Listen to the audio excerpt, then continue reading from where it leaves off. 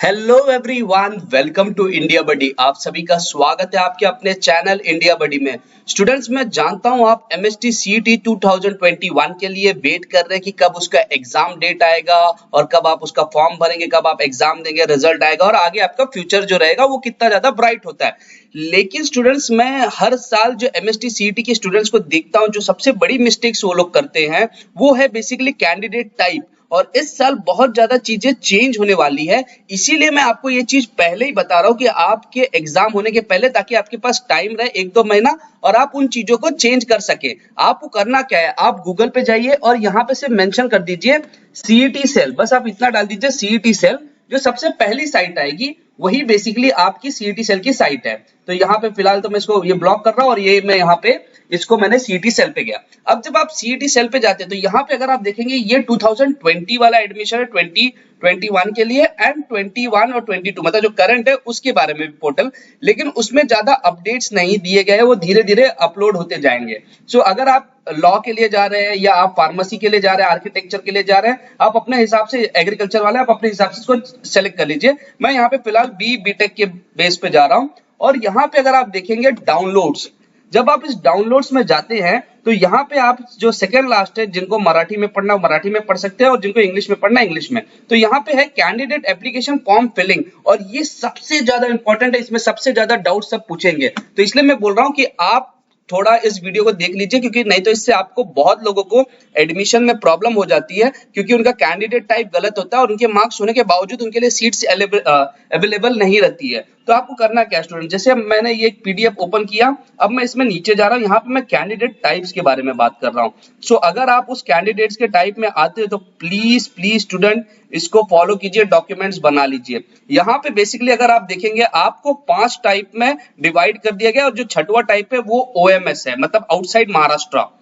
सो यहाँ पे अब हो क्या रहा है, अगर आप कैंडिडेट ए टाइप, जो मेजॉरिटी स्टूडेंट्स होने चाहिए, बी सी के लिए भी बेसिकली होते हैं लेकिन आपको ए टाइप होना है, तो इनके लिए कंडीशंस क्या है। कंडीशन ये है, पहले यहाँ पे अगर हम ए के बारे में यहाँ पे देखें तो कंडीशन ये है यहाँ पे कि कैंडिडेट हुज डोमिसाइल और बर्थ इज इन महाराष्ट्र, मतलब आपके पास डोमिसाइल हो या आपका बर्थ महाराष्ट्र में होना चाहिए। बर्थ मतलब यहाँ पे बर्थ सर्टिफिकेट मैटर कर रहा है, आप सिर्फ ये नहीं बोल सकते कि हाँ मेरा बर्थ हुआ लेकिन बर्थ सर्टिफिकेट नहीं है, नहीं, बर्थ सर्टिफिकेट के साथ। एंड सबसे इंपॉर्टेंट चीज है यहाँ पे स्टूडेंट्स, एंड वर्ड दिया, मतलब साथ में और भी होना चाहिए।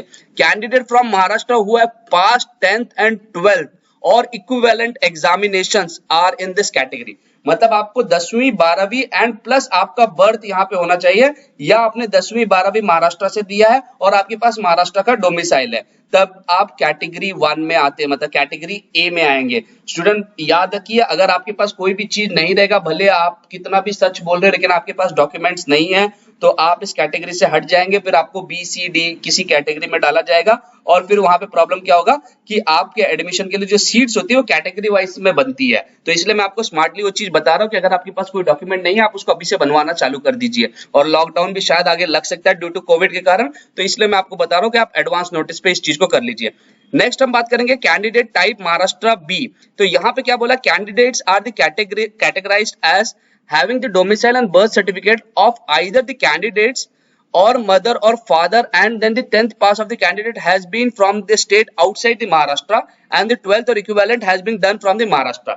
मतलब यहाँ पे बोला क्या जा रहा है कि कैंडिडेट का जो बर्थ है या डोमिसाइल है, उसके मम्मी का, पापा का या कैंडिडेट का, वो महाराष्ट्र का होना चाहिए।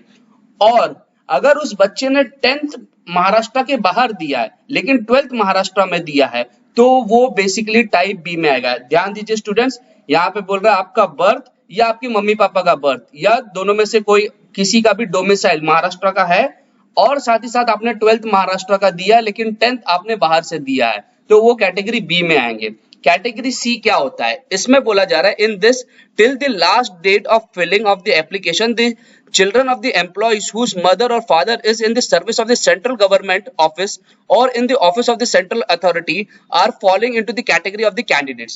ये उन स्टूडेंट्स के लिए है जिनके mummy papa central government office में, मतलब हो कैसे रहा है, मान लीजिए मेरे डैड समझिए आर्मी में है एंड उनको कहीं कुछ आर्मी या किसी भी सेंट्रल ऑफिस में, रेलवेज मान के चलिए रेलवेज में है समझिए, और मैं समझो दिल्ली में रहता था लेकिन अब मेरे को इस साल मेरे डैड का ट्रांसफर महाराष्ट्र में हो गया, तो मेरे पास ना ही बर्थ सर्टिफिकेट महाराष्ट्र का डोमिसाइल है, ना ही मेरे पास 10th है, ना ही मेरे पास 12th है, क्योंकि मैंने सब दिल्ली से किया है। तो मैं किस कैटेगरी में आऊंगा? मैं कैटेगरी सी में आऊंगा, क्योंकि सिंस मेरे मॉम डैड का सेंट्रल गवर्नमेंट में एंड उनका ट्रांसफर हुआ है महाराष्ट्र स्टेट में, तो मुझे कैटेगरी सी में रखा जाएगा। तो ये भी एक मैटर किया जाता है कि कैटेगरी सी वाले स्टूडेंट्स वो है कि जिनके मम्मी पापा अगर government officer, central government, word central matter करता है यहाँ पे, किसी दूसरे स्टेट का नहीं चलेगा, सेंट्रल गवर्नमेंट, तो वो सी के टाइप में आएंगे। डी टाइप में क्या होगा कि in this the children of the candidate whose parents are servicing in the government office in Maharashtra और in the office of the authority in the government service or after the retirement in the Maharashtra are falling into this category of candidature।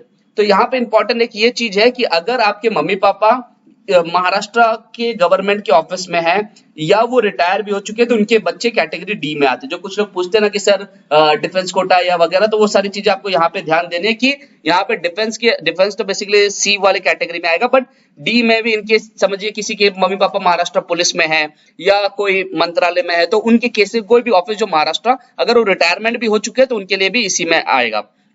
जो ई type है, candidate who have pass 10th and 12th और equivalent examination from Maharashtra Karnataka border fall into this category. बहुत, क्योंकि Maharashtra and Karnataka border के बीच में थोड़ा dispute चल रहा है, तो इसलिए उसमें बोला गया है कि जो candidate 10th and 12th examination Maharashtra या कर्नाटक के बॉर्डर के एरिया से किए गए वो ई टाइप में आएंगे।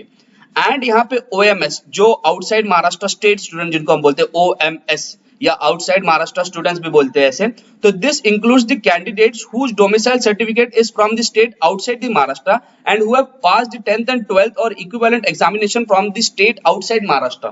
अब यहाँ पे बहुत सारे स्टूडेंट्स पूछते हैं कि सर क्या हम एमएसटी सीईटी महाराष्ट्र में नहीं पढ़ाई किया फिर भी दे सकते हैं? हाँ, आप दे सकते हैं, लेकिन आप ओएमएस कैटेगरी में आएंगे। ओएमएस की जो सीट होती है वो करीबन 80-20 के आसपास आती है या 85-15, डिपेंड, ये वेरी होती है। मतलब 80% महाराष्ट्र की जो category A B C D E में आएंगे एंड प्लस 20% या जो 15% है वो ओएमएस। ये कॉलेज टू कॉलेज के ऊपर डिपेंड होता है। गवर्नमेंट कॉलेजेस में सीट ज्यादा कम हो सकती है, प्राइवेट में बढ़ सकता है, depends. So candidates and students, अगर आपको लगता है कि आपकी कोई डॉक्यूमेंट मिसिंग है, जैसे कोई बोले मेरे पास डोमिसाइल नहीं है या मेरे पास बर्थ सर्टिफिकेट नहीं लेकिन मैं यहाँ का पैदा हुआ हूँ, सो आप देख लीजिए, आप उन चीजों को बना लीजिए, नहीं तो होगा क्या ऐसा कि आप दूसरे कैटेगरी में आ जाएंगे।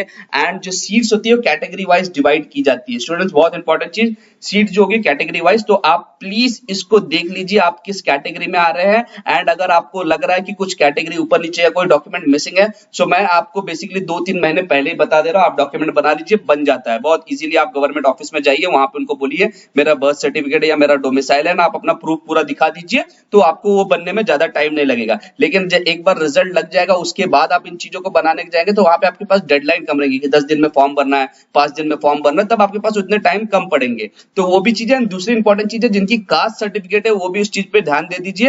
एंड साथ ही साथ इंपॉर्टेंट है कि कास्ट वैलिडिटी सर्टिफिकेट पे भी फोकस करना है। सो ये दो चीज बहुत ज्यादा इंपॉर्टेंट है स्टूडेंट्स। सो आई होप आपको ये वीडियो पसंद आया होगा, डेफिनेटली पसंद आया होगा तो प्लीज लाइक कर देना, क्योंकि आपका लाइक बहुत ज्यादा मोटिवेट करता है। लेकिन जो सबसे ज्यादा इंपॉर्टेंट स्टूडेंट है कि ये वीडियो को आप शेयर कीजिए। आई रिक्वेस्ट, मैं बहुत अच्छी वीडियोस आपको लाता हूं, लेकिन आप इनको शेयर कीजिए, तभी बहुत सारे स्टूडेंट्स के काम में आएंगे। अगर आप पेरेंट्स हैं फिर भी आप शेयर कीजिए, क्योंकि आपके जैसे आप अपने बच्चे के बारे में सोचते हैं, वैसे अगर आप किसी और को भी शेयर करेंगे तो वो भी अपने बच्चों के बारे में सोचेगा। हर माँ बाप चाहते हैं कि उनके बेटे को सबसे अच्छा कॉलेज मिले। सो आगे आप मेरे चैनल को सब्सक्राइब करके रखिए। बहुत सारे सीईटी के ऊपर तो बहुत सारे आपको अपडेट्स मिलने वाले हैं। So thank you very much for watching India buddy.